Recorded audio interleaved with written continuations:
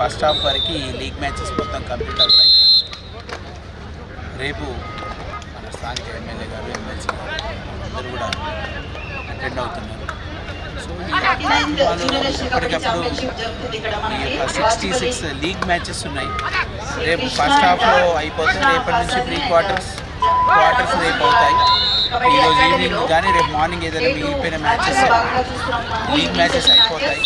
So pre quarter అంటే అంతా knockout ఇంకా. సో నాకౌట్ మ్యాచెస్లోకి వచ్చిన తర్వాత ఈరోజు సుమారుగా మనకి 40 మ్యాచెస్ కంప్లీట్ అవుతున్నాయి. ఈరోజు 42 మ్యాచెస్ అవుతాయి.